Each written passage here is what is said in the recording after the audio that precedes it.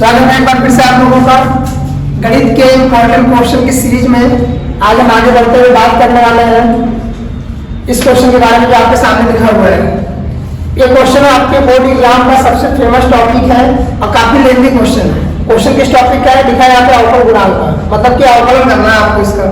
और अवकलन सबसे इजी टॉपिक होता है पूरे मैथ का, क्लास 12 के मैथ का सबसे इजी टॉपिक है अवकलन। लेकिन जो ये क्वेश्चन दिया गया है इस क्वेश्चन का टाइप भी सबसे अलग है, ठीक। और एक पेपर में कितने नंबर का पूछता है ये क्वेश्चन, आपके पेपर में आप देखोगे प्रीवियस ईयर का उठा के तो 8 मार्क्स में क्वेश्चन पूछा हुआ है ना। चलिए इसको देखिए कैसे करते हैं। डायरेक्ट नहीं होगा क्योंकि यहाँ पर जो है वेरिएबल का मतलब चर या से कोई फंक्शन के ऊपर फंक्शन है, मतलब जिसके रिस्पेक्ट में आप अवकलन करोगे वो कहाँ पर आपको दिख रहा है, पावर में दिख रहा है, तो इसका डायरेक्ट अवकलन नहीं होगा। इसके लिए आपको क्या करना पड़ेगा, थोड़ा सा लॉग का यूज करना पड़ेगा। तो चलिए आइए देखिए, यहाँ मैं लाइन खींच देता हूँ आपका क्योंकि लंबा जाएगा क्वेश्चन। ये y इक्वल टू है cos x to the power 10x और plus x to the power x, यही है। इसको मान लेता हूँ मैं, माना इसको अलग एक अलग फंक्शन मान लेता हूँ, इसको एक अलग फंक्शन मान लेता हूँ। मैंने मान लिया कि u इक्वल टू हो गया cos x power 10x, cos x power 10x और v इक्वल टू हो गया आपका x to the power x हो गया। तो इसको यहाँ रखते हैं तो हो गया y equal to u plus v। अब इसको हमको अवकलन ज्ञात करना है किसके रिस्पेक्ट में, फंक्शन पूरा x के पद में है तो इसको क्या करेंगे, x के सापेक्ष क्या कर देंगे, अवकलन कर देंगे। तो हो जाएगा आपका dy by dx equal to du upon dx plus dv upon dx। समीकरण नंबर 1 देके इसको छोड़ देंगे। अब आपको पहले इसकी वैल्यू निकालनी पड़ेगी, आपको du अपॉन dx और dv अपॉन dx की वैल्यू निकालनी पड़ेगी। देखो u इक्वल टू क्या है, cos x पावर 10x, यही है। अब ये डायरेक्ट नहीं होगा, इसको क्या लेना पड़ेगा, दोनों पक्षों का लॉग लेना पड़ेगा। क्योंकि जब भी आपको जिसके सापेक्ष आपको अवकलन करना है अगर वो पद घात में दिखेगा तो उसका क्या करना पड़ेगा, आपको लॉग लेना पड़ेगा, दोनों पक्षों का लॉग लेने पड़ेगा। तो लॉग लेंगे तो क्या हो जाएगा, log u equal to log cos x power 10x, ठीक। अब लॉग की प्रॉपर्टी थोड़ी सी आपको पता होनी चाहिए कि log a to the power b अगर होता है तो ये पावर कहाँ जाता है आपका आगे, ये हो जाता है b log a। तो यहाँ पे देखो cos x पावर 10x है, मतलब 10x कहाँ आ जाएगा, आगे आ जाएगा।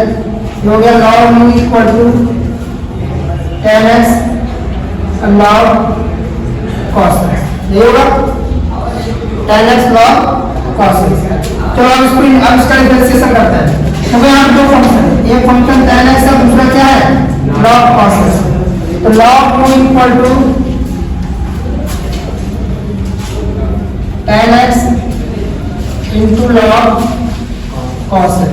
अवकलन करते हैं, ये हो जाएगा 1/2 क्योंकि log का अवकलन क्या होता है 1/x होता है, तो 1/u और du upon dx equal to इसका देखो दो फंक्शन है, एक टाइम में किसी एक का करेंगे, एक को छोड़ेंगे एक का करेंगे। मान लिया मैंने कि 10x को छोड़ दिया और इसको डिफरेंशिएट किया तो dx dot log cos x, फिर प्लस अब इसका हो चुका है तो इसको छोड़ दीजिए, ये log cos x को छोड़ा और इसका करेंगे dx डॉट 10x, है ना। इसका हमने उसको छोड़ दिया दूसरे का किया तो 1/u du upon dx equal to 10x। देखो log x का होता है 1/x, यहाँ x की जगह क्या दिख रहा है आपको cos x, हो जाएगा 1 अपॉन cos x। और अभी log का हो चुका है अंदर cos x, इसका डिफरेंशिएट करेंगे dx और cos x प्लस ये log cos x और tan x का क्या होता है, tan x का होता है sec स्क्वायर x, ठीक। बाकी x का वन हो गया तो 1/u du upon dx equal to, ठीक, फिर tan x upon cos x। और cos x का क्या होता है minus sin x, cos x का अवकलन क्या होता है minus sin x plus log cos x into sec square x, या 1 इसको cos स्क्वायर x लिख सकते हैं, क्या रहता है sec square x, du upon dx equal to इस u को ले लो, तो u बाहर आ गया, ये देखो sin अपॉन cos क्या होगा tan x, तो tan x मल्टीप्लाई करेंगे कितना होगा tan स्क्वायर x होगा, लेकिन आगे कौन सा साइन लगेगा माइनस, क्योंकि यहाँ पर क्या है माइनस है, plus sec square x log cos x, u की वैल्यू कितनी थी, u को आपने क्या माना हुआ है cos x की पावर 10x, ये cos x power 10x minus tan square x plus sec square x log cos x, ये बन गया आपका किसकी वैल्यू आ गई du अपॉन dx। ठीक, इसी प्रकार आप क्या निकालोगे b वाला, तो b क्या है, b है x to the power x, यहाँ देखो x का है पावर है, यहाँ क्या करेंगे लॉग लेंगे, फिर लिख रहा दोनों पक्षों का लॉग लेने पर, दोनों पक्षों का लॉग लेने पर, लॉग लेंगे तो क्या हो जाएगा log b equal to log x to the power x, और सेम प्रॉपर्टी से पावर कहाँ आ जाएगा आगे x log x, जो पावर कहाँ आ जाएगा आगे, अब इसको इंटीग्रेट करते हैं, डिफरेंशिएट करते हैं, तो 1 by dv upon dx, 1 by v कैसे है log x का होल क्या होता है 1 by x का 1 by v, यहाँ देखो दो फंक्शन है, x को छोड़ा log x का होल किया ddx ऑफ log x, फिर प्लस log x को छोड़ा ddx ऑफ इसका x का, क्या हो गया dv अपॉन dx, v को इधर भेज दिया, देखो x इनटू log x का क्या होता है 1 by x, यहाँ log x हुआ क्योंकि x का तो 1 हो गया है कि नहीं, x खत्म, v की वैल्यू x पावर x, क्या आ गया 1 प्लस log x, ये dv अपॉन dx निकल गया, ठीक दोनों निकल गए, du अपॉन dx निकल गया और dv अपॉन dx निकल गया। अब इन दोनों वैल्यू को उठा के कहाँ रख देंगे इक्वेशन नंबर फर्स्ट में, तो आपका क्या आ जाएगा आंसर आ जाएगा, तो समीकरण 1 से, समीकरण 1 से dy by dx equal to du upon dx plus dv upon dx, du upon dx की वैल्यू कितनी आई है, ये आई है cos x power 10x bracket में minus tan square x plus sec square x log cos x, फिर plus इसका कितना है x to the power x 1 plus log x, यही हो गया आपका आंसर। ठीक, बढ़ते हैं क्वेश्चन की तरफ। ये क्वेश्चन देखिए आपके सामने लिखा हुआ है, यदि a तथा b दो व्युत्क्रमणीय आव्यूह है, कितने कोटि के n कोटि के, n कुछ भी हो सकता है 1 2 3 4 कुछ भी हो सकता है, यहाँ पे यह दिया है कि है तो आपको सिद्ध करना है कि AB इनवर्स इक्वल टू क्या है B inverse A inverse. Paper में आपके 5 मार्क्स का क्वेश्चन आता है। अब इसको प्रूव करने के लिए देखिए कई बच्चे क्या करते हैं कि कोई एग्जांपल मैट्रिक्स मान लेते हैं कोई नंबर का, एक मैट्रिक्स एक मैट्रिक्स भी, चाहे n कोटि n दिया है 2 क्रॉस 2 का चाहे 3 क्रॉस 3 का मान लेते हैं और फिर उससे ऐसे सारा चीज प्रूव कर देते हैं, जो भी गलत है। उसको ऐसे नहीं करना है, इसको आपको एकदम इसी जैसे दिया उसी टर्म में आपको निकाल के दिखाना है, पता नहीं किसी एग्जाम्पल के तहत नहीं करना। चलिए आगे देखिए ध्यान से कैसे करेंगे इसको। यहाँ लिखिएगा आप लोग, हम जानते हैं, हम जानते हैं कि अगर किसी भी आव्यूह में उसके इनवर्स से अगर मल्टीप्लाई कर दें तो वैल्यू कितनी आती है, आई आता है नहीं आता है, a into A inverse equal to कितना होता है, आई होता है। आई क्या आता है यहाँ पर, आइडेंटिटी मैट्रिक्स मतलब कि तत्सम का आव्यूह। ठीक, तो यहाँ पर देखो आपको क्या दिया, यहाँ पर आव्यूह कौन सा ए बी है ना, तो आपको क्या करना है, लिखो यार A B into A B inverse equal to क्या हो गया, आई होगा, A B into A B inverse equal to क्या हो गया, आई। अब दोनों पक्षों में दोनों पक्षों में ए इनवर्स से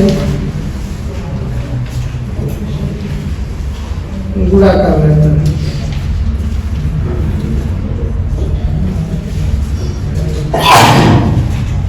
ए इनवर्स से क्या करेंगे? गुणा कर लेते हैं। तो गुणा करिए, A inverse A B into A B inverse equal to क्या हो गया? आई। अब मैं इनवर्स का मल्टीप्लाई इनको एक साथ करता हूँ, ए इनवर्स इंटू ए कर देता हूँ, बी को अलग कर दिया और ये हो गया आपका A B inverse equal to A inverse का मल्टीप्लाई करेंगे ना, यहाँ भी कर दो, ए इनवर्स इंटू आई, तो कितना आ गया? ए इनवर्स आया है कि नहीं? तो ये क्या हो गया? देखो ए इनवर्स ए क्या हो जाएगा आपका? आई लिखा है यहाँ पर, A inverse into A inverse चाहे ए इनवर्स इंटू कितना होता है? आई होता है, ये होता है। ये हो गया आई, ये हो गया बी, इधर हो गया ए बी इनवर्स है ना, इक्वल टू ए इनवर्स। और आई का मल्टीप्लाई बी में करेंगे तो आई क्या है? एक तरह से वन का काम कर रहा है।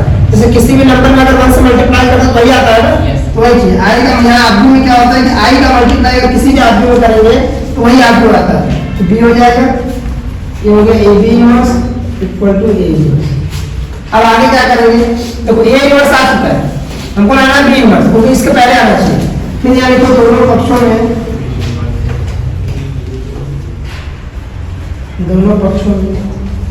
बी इनवर्स से पूर्व गुणा करना। पूर्व का मतलब क्या है? पहले करेंगे, मतलब ये बी इनवर्स से बाद में होना चाहिए दोनों पक्षों में। यहाँ भी इनवर्स आप लिख सकते थे पूर्व में, तो किसी को पहले ही किया गया ए इनवर्स से इनवर्स, तो जाएगा B inverse into B into A B inverse equal to B inverse into A inverse. अब बी इनवर्स इंटू बी क्या हो जाएगा? आई हो जाएगा, ये हो गया आपका A B inverse equal to B inverse A inverse. अब आई का मल्टीप्लाई इसी मैट्रिक्स में करेंगे तो क्या आएगा? ये आएगा A B inverse equal to हो गया बी इनवर्स ए इनवर्स। तो ये आपको प्रूफ करना था, हो गया आपका ऐसे। चलिए बढ़ते हैं अगले क्वेश्चन की तरफ। और अगर जितने भी क्वेश्चन मैंने आपको बताया है, अगर उसका सलूशन आपको चाहिए तो टेलीग्राम पे चैनल है आपका, उसका लिंक डिस्क्रिप्शन में दे दिया जाएगा, आप वहां से उसको ज्वाइन कर लीजिए। और सारे जितने भी क्वेश्चन मैंने बताए हैं सबके सलूशन का PDF आपको वहां पे अवेलेबल हो जाएगा, ठीक है? तो या बीच में आप लोग के भी पॉज करके भी नोट कर सकते हैं। अगर आप नहीं कर पा रहे हैं तो वहां से आप ज्वाइन कर लीजिए, हैंड रिटन पूरा मिल जाएगा। चलिए तो आगे देखिए इस क्वेश्चन को। अवकल समीकरण log dy by dx equal to 3x plus 4y को आपको हल करना है। चलिए आगे ये जो अवकल समीकरण को हल करने वाला है, कई क्वेश्चन हम लोग देख चुके हैं अभी तक, पिछले जितने वीडियो आए हैं उसमें हर वीडियो में लग रहा है कि अवकल समीकरण का एक क्वेश्चन आपको जरूर मिला है। चलिए देखिए इसको, log dy by dx equal to 3x plus 4y। देखो log के पास यहाँ पे कुछ लिखा, समझ जाओ बेस कितना है? ये है, तो यहाँ से हो जाएगा dy by dx equal to, अगर log को हटाना है जो ये वैल्यू है ये पूरा का पूरा वो e के पावर में आ जाएगा, मतलब e to the power 3x plus 4y। याद रखना ये log की प्रॉपर्टी होती है। अगर कभी भी आपको log हटाना है तो जो log का बेस है, जो मतलब जो आधार है, उसके पावर में जो वैल्यू दिया है बराबर उसको रख दीजिए, तो e to the power 3x plus 4y हो गया। अब इसको अलग अलग करो जरा, अगर पावर में है, अगर प्लस का साइन है तो कंफर्म है कि दोनों अलग अलग किसमें रहे होंगे? मल्टीप्लिकेशन में रहे होंगे, तभी होगा, है कि नहीं भाई? अगर प्लस और अलग अलग को करके मल्टीप्लाई के रूप में लिख दें, बेस से में तो पावर क्या होता है जाता है ना, अगर आधार बराबर है तो घातों को क्या करते हैं? जोड़ देते हैं, इसलिए लिखा था इसको तोड़ना ऐसे लिखते हैं। अब देखो यहाँ से y वाले को एक तरफ कर दो, x वाले को एक तरफ, तो dy है, ये y वाला पद नीचे आ जाएगा, e to the power 4y equal to e to the power 3x और ये क्या हो गया आपका? dx हो गया। अब इसका क्या करना है आपको? इंटीग्रेशन करेंगे तो इसको ऊपर ले जाएंगे, e to the power minus 4y dy और e to the power 3x इसको करेंगे तो क्या हो जाएगा? e पावर x का इंटीग्रेशन क्या होता है? e पावर x होता है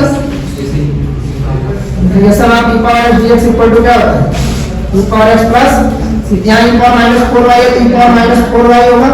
और जो कोएफिशिएंट होता है, जो गुणांक होता है जिसके रिस्पेक्ट में हम कर रहे हैं उसका हम उस समाकलन में क्या करते हैं, भाग देते हैं। क्या करता है, भाग। तो माइनस 4 हो गया इक्वल टू यहाँ करेंगे तो e to the power 3x upon 3 plus c क्या हो जाएगा c प्लस c। इसको याद आइए ये हो जाएगा -1/4 e to the power -4y minus e to the power 3x upon 3 equal to c। इतने पे ही छोड़ देंगे तो भी काम चल जाएगा, नहीं तो आप ऐसे वैसे में और आगे सॉल्व कर सकते हैं। आराम से इसको नोट कर लीजिए। चलिए बढ़ते हैं अगले क्वेश्चन की तरफ। इस क्वेश्चन को देखो, इस टाइप का संबंध से अगर क्वेश्चन आएगा तो इसी टाइप का आएगा, बहुत चलेगा यहाँ पे वैल्यू बदल देगा, लेकिन पूछेगा आपको यही तुल्यता संबंध निकालने के लिए। और ये क्वेश्चन आपका पेपर में 5 नंबर का आता है। कितना नंबर का आता है, 5 मार्क्स का।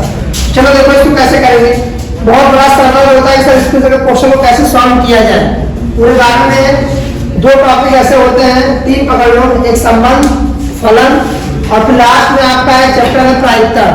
ये 3 टॉपिक के क्वेश्चन जल्दी लोगों से होते नहीं है, तो इसको ध्यान से देखिएगा, अच्छे से आपको बताते चलो मैं कैसे इसको लिखना है, कैसे सॉल्व करना है। एक बार पूरा प्रोसेस को दिमाग में डाल देंगे आप तो आपकी चीजें हो जाएगी। चलिए तो तुल्यता संबंध, कोई भी संबंध तुल्यता तभी होता है जब वो क्या हो, स्वतुल्य हो, सममित हो और संक्रामक हो। अब बात आती है सर स्वतुल्य क्या होता है, सममित क्या होता है, संक्रामक क्या होता है, बारी बारी समझाते हैं। सबसे पहले बात करते हैं लोग स्वतुल्य की, यहाँ लिखना स्वतुल्य, इंग्लिश में बोलते हैं इसको रिफ्लेक्सिव, है ना, क्या बोलते हैं, रिफ्लेक्सिव। ये क्या कहते हैं, स्व मतलब होता है अपना, स्व मतलब क्या होता है, स्व मतलब क्या अपना, तुल्य मतलब तुल्य, अपने से तुल्य देखना है। मतलब कि अगर कोई रिलेशन में कोई 2 टर्म है, जैसे यहाँ पर ए और बी दिया है, तो यहाँ को मतलब है कि ए का रिलेशन किससे है, बी से। लेकिन अगर स्वतुल्य की बात होगी तो ए अपना रिलेशन किसके साथ बनाएगा, खुद के साथ बनाएगा। ये रिलेट किसके साथ करेगा, ए के साथ। बी होगा तो बी रिलेट किसके साथ करेगा, बी के साथ। तो वही चीज क्या करना है, रिफ्लेक्सिव का मतलब होता है, यहाँ लिखोगे आप ए आर ए, क्या लिखोगे, ए आर ए, मतलब ए रिलेट कर रहा है ए से, या इसको ऐसे लिख सकते हो कि ए कॉमा ए बिलोंग करना चाहिए कहां पर, आर वाले से, समझे, ए कॉमा ए कहां बिलोंग करना चाहिए, आर। अब देखो रिलेशन दिया क्या है, रिलेशन दिया है, कंडीशन क्या दिया है कि आर बराबर है ए रिलेट कर रहा है बी से, बात सही है। लेकिन यार ये है क्या, a माइनस बी 2 से क्या हो रहा है, डिवाइड है, ये बोला है ना, a माइनस बी क्या है, 2 से विभाज्य है, a माइनस बी 2 से क्या है, विभाज्य। अब देखो a माइनस बी 2 से विभाज्य, लेकिन हमको यहाँ पर रिलेशन बनाना किसके साथ है, a का a के साथ ही बनाना है। तो मतलब कि जो आपके यहाँ पर a माइनस बी अपॉन 2 है, इस b की जगह मैं क्या रखूंगा, a रखूंगा, तो a minus A upon 2, a minus A क्या आएगा आपका 0, और 0 में किसी भी नंबर से डिवाइड करें आंसर क्या आता है आपका 0। 0 मतलब कि क्या है, विभाज्य हो रहा है, क्या हो रहा है ना, तो लिखेंगे अतः दिया गया संबंध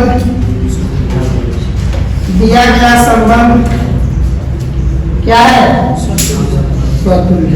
बोलो समझे, दिया गया संबंध क्या है आपका, स्वतुल्य। स्वतुल्य समझ आया, स्वतुल्य मतलब खुद का रिलेशन खुद के साथ। सबसे पहले जो होगा ए और बी दिया होगा तो ए और ए कर दीजिएगा, उसके बाद कंडीशन देखिए क्या दिया है, कंडीशन साफ साफ बोल रहा है कि ए माइनस बी किससे भाज्य हो रहा है, 2 से। ए माइनस बी अपॉन 2 कर दिया, 2 से भाज्य है, बी की जगह मैंने उठा के क्या रख दिया, ए रख दिया, देख लिया 0 आगे बढ़ गया, दोनों का दिया गया संबंध क्या है आपका, स्वतुल्य। बढ़ते सममित की तरफ, सममित, सममित क्यों से बोलते हैं, सममित। इसका मतलब क्या है, देखो सममित का मतलब होता है कि a अगर b से रिलेट कर रहा है तो b किससे रिलेट करना चाहिए, a से। मतलब a अगर b के साथ संबंध बना रहा है तो b भी a के साथ क्या बनाना चाहिए, मतलब कहने का है कि अगर 2 लड़के हैं, अगर वो उसका फ्रेंड है, दूसरा वाला भी पहले वाला को क्या मानना चाहिए, दोस्त मानना चाहिए। ऐसा नहीं कि मतलब हाँ एक तरफ से दोस्ती नहीं होती है, दोनों तरफ से होती है ना, तो वही चीज है। ए रिलेट बी से करना है तो बी रिलेट ए से, या तो ऐसे लिख सकते हैं अगर ए कॉमा बी बिलोंग कर रहा है आर में तो बी कॉमा ए भी क्या होना चाहिए, बिलोंग्स टू आर में बिलोंग करना चाहिए, बिलोंग्स टू आर। तो चलो आ जाओ कंडीशन यहाँ दिया है जब ए रिलेट बी कर रहा है तो कंडीशन दिया है कि A minus B divide by A minus B क्या हो रहा है, डिवाइड बाय क्या हो रहा है, तो मतलब ए माइनस बी 2 से डिवाइड है।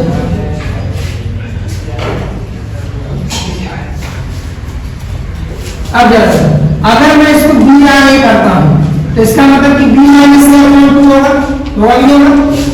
भाई ए की जगह बी की जगह बी माइनस ए अपॉन 2। अगर मैं माइनस कॉमन ले लूं तो ये देखो वही चीज बन जाएगा कि बन जाएगा ए माइनस बाय 2। अब माइनस से कोई मतलब नहीं, लेकिन ये नंबर कट रहा है क्योंकि अगर इस कंडीशन के लिए नंबर ए माइनस 2 बटा 2 भाज्य हो रहा है 2 से तो बी ए माइनस 2 यहां पे आ गया, ए भी 2 से कट जाएगा। मतलब अगर मान लो ऐसा समझ लो कोई नंबर ऐसा रहा होगा यहाँ 8 रहा हो या 4 रहा हो, 8 में से आपने 4 माइनस किया कितना बचा 4, 4 बटे 2 किया आंसर क्या है 2 है। तो अगर मैं इसको पुनः 4 माइनस 8 करूं तो भी तो 2 से कटेगा, बस आंसर किसमें आ जाएगा माइनस में आ जाएगा, तो बस माइनस का फर्क है लेकिन भाज्य हो रहा है तो लिखेंगे कि ए माइनस बी 2 से क्या है विभाज्य है। अतः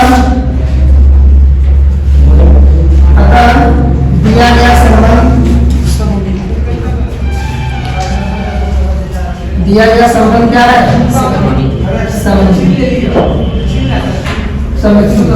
स्वतंत्र हो गया और सममित हो गया। तीसरा आपका क्या है, आपका संक्रामक या संक्रामक भी लोग बोलते हैं, होता है ट्रांजिटिव, इंग्लिश में क्या बोलते हैं इसको, ट्रांजिटिव।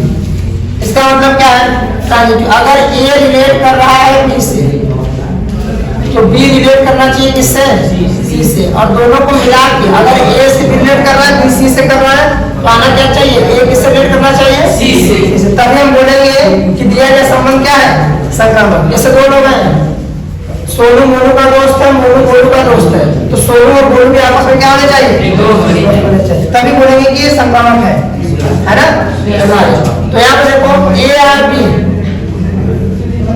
ए अगर बी से रिलेट करा तो कंडीशन दिया है कि ए माइनस बी क्या है 2 से विभाज्य है कि नहीं। बी और सी क्या हो जाएगा, तो जहां ए था वहां बी रखना, जहां बी था वहां सी रखना, बी माइनस सी बाई 2 होगा। अब इन दोनों को कंबाइन करते हैं, इन दोनों को आपस में ऐड कर देता हूं, A minus B by 2 plus B minus C by 2। इन दोनों से ही आपको निकालना, याद रखिएगा, इसके अलावा कुछ और नहीं करना है। ये दोनों आपको दिया हुआ है, अब इससे आपको दिखना कि ए और सी आता है कि नहीं आता है। जरा इनको ऐड करेंगे तो क्या होगा, देखो एलसीएम इनका 2 ही आएगा, ये होगा A minus B plus B minus C, B से भी क्या हुआ कैंसिल, तो ए माइनस सी बाई 2 आया। जब यहाँ पर ए माइनस बी बाई 2 था तो हम बोलते थे कि ए रिलेट कर रहा है किससे, बी से, बी माइनस सी आया तो बोले कि बी रिलेट कर रहा है किससे, सी से। जब ए माइनस सी आया तो इसका मतलब क्या है कि ए रिलेट कर रहा है किससे, सी से, अतः ए का संबंध सी से। अतः दिया गया संबंध क्या है, संक्रामक है कि नहीं, यस, दिया गया संबंध संक्रामक है। दिया गया संबंध क्या है, संक्रामक है। फिर लिख देंगे इसलिए संबंध आर जेड क्रॉस जेड में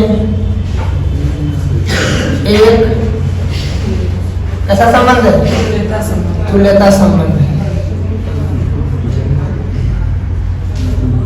ये हो जाएगा। बढ़ते हुए क्वेश्चन की तरफ, ये क्वेश्चन देखिए आपके वर्तमान आसमान के टॉपिक के मैथ में वहां से पूछा हुआ है और 5 नंबर में पूछा हुआ है, अंतराल निकालना है इसका, ठीक है। चलिए आइए इसको सॉल्व किया हम लोग। अंतराल ज्ञात करने का तरीका क्या है, देखो सबसे पहले अगर आपको कोई फंक्शन दिया हुआ है, दिया 4x³ minus 6x² minus 72x plus 30, ठीक। तो सबसे पहले आप निकाल लो एफ डैश एक्स, पहला स्टेप आपको क्या करना है, एफ डैश एक्स। अब एफ डैश एक्स का मतलब होता है dy/dx, मतलब वही अवकलन की बात कर रहे हैं, ठीक। तो कैसे निकलेगा? डायरेक्ट करते हैं तो कोई एक्स क्यूब पावर करना है, 3 आगे आ जाएगा 12x² माइनस 12x माइनस 72 और इसका क्या हो जाएगा? 0। अब यहाँ से कॉमन क्या दिख रहा है? 12 कॉमन दिख रहा है, 12 कॉमन ले लो, x² माइनस x माइनस 6 ये आ गया 10x। ठीक, कोई भी नॉर्मल आंसर में क्वेश्चन आएगा, पहला स्टेप आपको यही करना है कि सबसे पहले आपको क्या निकालना है? इतना निकाल लो, एक नंबर आपका तैयार हो जाएगा। समझ रहे? आ जाओ ये बेस। अब पहले क्या बोला? वर्धमान। तो यहाँ आ जाएगा क्या? वर्धमान। वर्धमान के लिए देखो हम जानते हैं,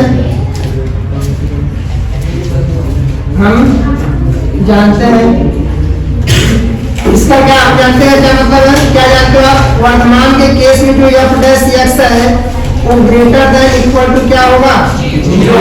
समझिए आप, वर्धमान के केस में तो यही होगा, लेकिन आपके एनसीईआरटी में जो है वो हमेशा हर केस को निरंतर वर्धमान लेके चला है। तो बोर्ड के पेपर में अगर आपको वर्धमान को लेकर निरंतर वर्धमान, आप केवल ग्रेटर देन इक्वल टू लेके चलिएगा। कंपटीशन में तो वर्धमान का मतलब होता है ग्रेटर देन इक्वल टू, लेकिन आपके बोर्ड में जो है ना, जो भी आप क्वेश्चन सॉल्व करोगे बुक से चाहे जहां से, वो हमेशा ग्रेटर देन लेके चला है। और ग्रेटर देन का मतलब होता है निरंतर वर्धमान, वो कभी बराबर होगा, लगातार क्या रहेगा? बढ़ता रहेगा। तो चलिए यह बेस x ग्रेटर देन 0, यह बेस x की वैल्यू कितनी रखो यहाँ से? 12x² minus x minus 6 greater than 0। ये 12 जाने 0 हो जाएगा, हो जाएगा नहीं आराम से। अब इसको सॉल्व करना है, तो इसको सॉल्व करने के लिए कक्षा 10 में आप लोगों ने पढ़ा होगा गुणनखंड, पढ़ा है ना? गुणनखंड कैसे करेंगे? तो गुणनखंड करने का तरीका तो 6 कम 6 होता है, 6 को ऐसे दो पार्ट में ब्रेक करना है कि कितना है जोड़ने घटाने को 1 आ जाए, तो 3 गुना अच्छा होता है। हां कितना है? -3x + 2x - 6 greater than 0। यहाँ से x कॉमन लिया, कितना हुआ? x - 3 हो गया। यहाँ से +2 कॉमन लिया, x - 3 हो गया ग्रेटर देन 0। एक ब्रैकेट में x - 3 हो गया, दूसरे में x + 2 ग्रेटर देन 0। तो अब देखो यहाँ से x की दो वैल्यू है, ये -3 इधर जाएगा तो क्या होगा? अब +2 इधर जाएगा तो क्या होगा? अभी दो वैल्यू आ गई है। अब आपको इनका अंतराल लिखना है। अंतराल लिखने के लिए जो मैं ब्रह्मास्त्र बता रहा हूँ उसमें यूज करिए, कभी गलत नहीं होगा आपका। एक नंबर लाइन खींच दीजिएगा, इधर लिखेगा प्लस इनफाइनाइट, इधर क्या लिखेगा? और बीच में आपका 0 है, बीच में क्या है? 0। तो बीच लाइन 0 लिखेंगे, बस लाइन खींचे समझ लीजिए। इधर क्या होता है? धनात्मक, इधर क्या होता है? तो दो वैल्यू है +3, तो +3 कहीं यहाँ पर होगा, लिख दिया मैंने +3। ठीक, और -2, -2 किधर आएगा? जितने भी नंबर होगा सबको लिख देंगे। लिखने के बाद आप क्या करिएगा? इधर से राइट साइड से अल्टरनेट चिन्ह लगाएंगे, प्लस माइनस। तो पहले आप लोग शुरू करेंगे प्लस से, फिर उसके बाद क्या आएगा? माइनस, फिर क्या आएगा? प्लस। अब जो आपने प्लस माइनस प्लस लगाया है, ये आपको बता रहा है कि कब हमको यहाँ से यहाँ तक वाला रेंज लेना है, कब यहाँ से यहाँ तक वाला। अब वो कैसे डिसाइड होगा? अब देखो यहाँ से x की वैल्यू क्या कह रहा है? एक इसका चिन्ह लगाओ, बड़ा का चिन्ह लगा हुआ है ना, x ग्रेटर देन। तो ग्रेटर देन का मतलब होता है कि धनात्मक वाला क्षेत्र लेना है आपको। जिन दो संख्याओं के बीच में प्लस का साइन दिखेगा वही उठा लीजिए बस। तो देखो प्लस यहाँ दिख रहा है और यहाँ दिख रहा है, ये माइनस है ना? तो देखो चलो आगे लिखेंगे क्या? x belongs to minus infinite से शुरुआत किए और कहाँ पे जाकर रुक रहे हैं? -2। ठीक, या जब आता है बीच में क्या लगाएंगे? यूनियन। यूनियन का क्या बोलेंगे? यूनियन। और फिर देखो माइनस वाला छोड़ो, फिर यहाँ प्लस होगा, कहाँ से कहाँ तक? +3 से लेके कहाँ तक? प्लस इनफाइनाइट तक। ये हो गया वर्धमान का अंतराल, समझे? तो इसका हो गया वर्धमान। अब इतने में अगर वर्धमान है तो जो बचा वो किसका हो जाएगा? आसमान का। तो मतलब कि हर आसमान के लिए जो अंतराल होगा, आप चाहो तो दोबारा फिर लिख के इसको कर सकते हो। ये पूरा चीज वापस से पूरा लिखिए। हर आसमान का कंडीशन क्या होता है दिखाता हूं यहाँ पर, क्या लिखा हुआ अलग से? हर आसमान, आसमान सही लिखा होगा। हर आसमान के लिए क्या होता है? जो यहाँ पर वर्धमान के लिए f dash x greater than 0 होता है, उसके लिए क्या होगा? Less than 0। सारा सब चीज है, ये पूरी वैल्यू रखो। 12x² minus x minus 6 less than 0। 12 0 हो गया, x² minus x minus 6 less than 0। इस 6 को गुणनखंड करेंगे, अभी किए थे यहाँ पर -3x + 2x तो हो जाएगा x कॉमन लेंगे तो x माइनस 3 प्लस 2 कॉमन लेंगे तो x माइनस, यहाँ से x की क्या वैल्यू है, 2 वैल्यू है, एक 3 आ गया, एक माइनस 2। अब लेकिन यहाँ पर चिन्ह किसका लगा हुआ है, छोटे का। काम ये करना, फिर नंबर डाल कीजिए, प्लस इनफाइनाइट इधर क्या हो गया माइनस 0, इधर प्लस 3 हो गया, इधर क्या हो गया माइनस 2।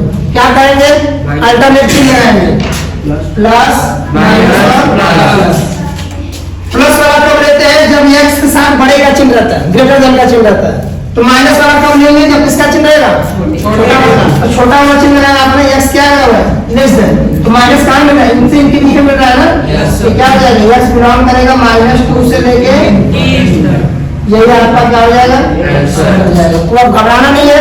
आप चाहो तो इसको पॉज करके नोट कर सकते हैं, नहीं तो पूरा पीडीएफ आपको जितना मैंने क्वेश्चन बताए हैं सबका पीडीएफ आपको जो है टेलीग्राम पे मिल जाएगा, चैनल का लिंक डिस्क्रिप्शन में दे दिया जाएगा, आप वहां से उसको ज्वाइन कर लीजिए। फिर मिलते हैं अगले वीडियो में।